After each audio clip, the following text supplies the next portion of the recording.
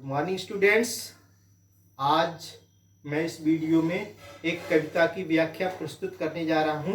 कविता का शीर्षक है सहर्ष स्वीकारा है और इस कविता के रचयिता हैं श्री गजानन माधव मुक्तिबोध।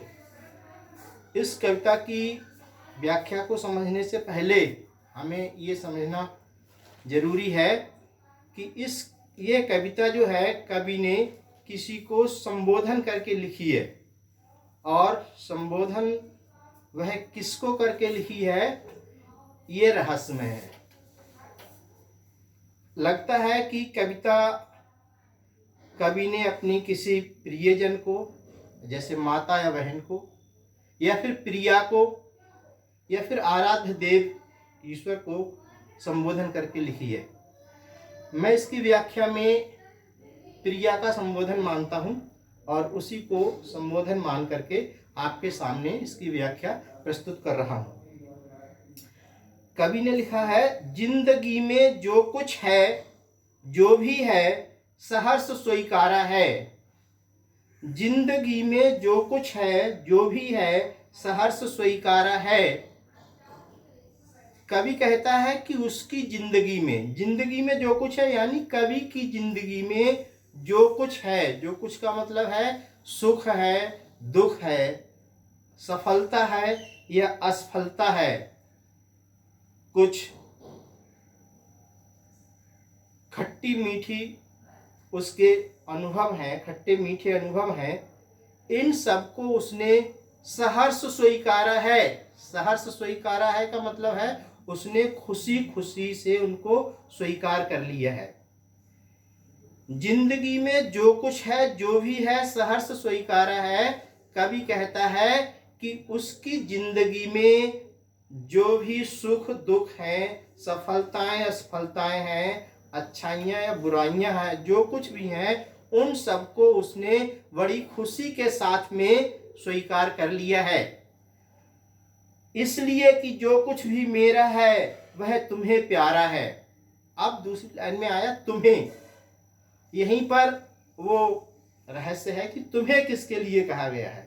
तो तुम्हें मान लीजिए कवि ने अपनी प्रिया को संबोधन करके लिखा है कि इसलिए कि जो कुछ भी मेरा है वह तुम्हें प्यारा है। कवि कहता है कि मेरा जो कुछ भी है, मेरी अच्छाई है या बुराई है, या मेरा सुख है या मेरा दुख है, मेरी सफलता है या असफलता है, ये सब चीजें आपको अच्छी लगती हैं, तुम्हें प्यारा है, मतलब तुम्हें पसंद है ये सब चीजें मेरी, इसलिए मैंने इनको स्वीकार कर लिया है। कवि ने अपनी जिंदगी की सभी चीजों को, चाहे वे अच्छी हों या बुरी हों, उनको इसलिए स्वीकार किया है क्योंकि वे चीजें, वे सभी वस्तुएं उसकी जो है कमियां हों या अच्छाइयां हों, वे उसकी प्रिया को पसंद हैं। इसलिए कवि ने उनको सहर्ष स्वीकार किया है, मतलब उसको खुशी खुशी से स्वीकार कर लिया है। गर्वीली गरीबी यह ये गंभीर अनुभव सब, एक विचार वैभव सब। गर्वीली गरीबी, कवि कहता है कि उसके जीवन में गरीबी है, लेकिन वह भी स्वाभिमान से युक्त है। उसने गरीबी में भी अपना स्वाभिमान छोड़ा नहीं है। ये गंभीर अनुभव, कवि को जो व्यवहारिक ज्ञान के अनुभव हैं वे सब, और विचार वैभव का मतलब है उसकी विचार श्रृंखला, उसके विचारों का एक समूह, उसके विचारों का एक खजाना, ये जो है दृढ़ता है।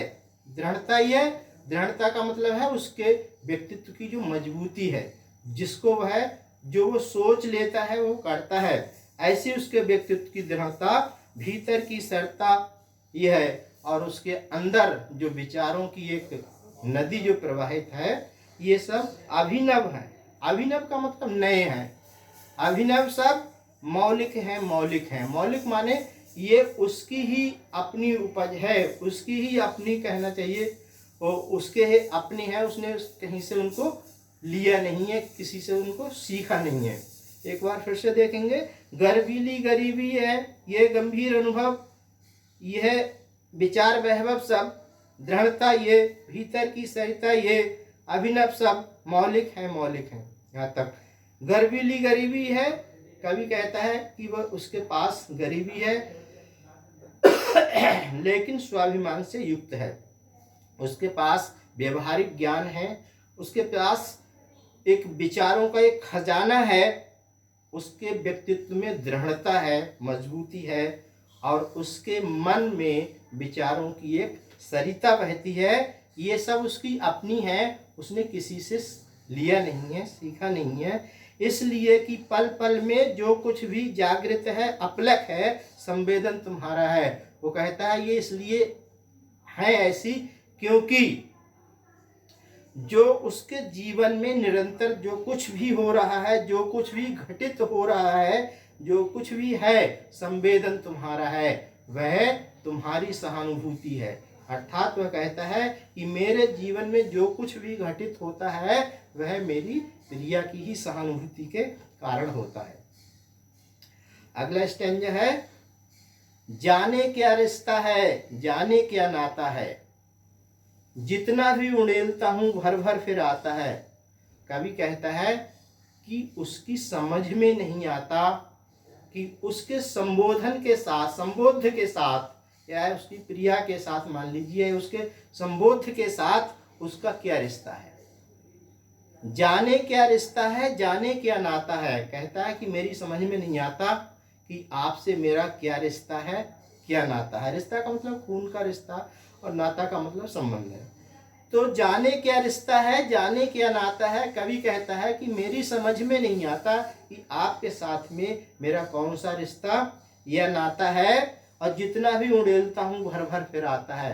कहता है कि मेरे मन के अंदर, मेरे मन में तुम्हारे लिए जितना स्नेह भरा है, जितना तुम्हारे लिए मेरे मन में प्यार भरा है, वो जितना भी उड़ेलता हूँ, मतलब जितना भी मैं व्यक्त करता हूँ तुम्हारे लिए, भर भर फिर आता है, उतना ही वो मेरे हृदय में फिर से भर आता है। मतलब कवि का कहना है कि जितना मैं तुम्हें प्यार करता हूँ उससे ज़्यादा कहीं मेरे हृदय में वो भर जाता है। मेरा हृदय, मेरा मन कभी तुम्हारे प्यार से खाली नहीं होता।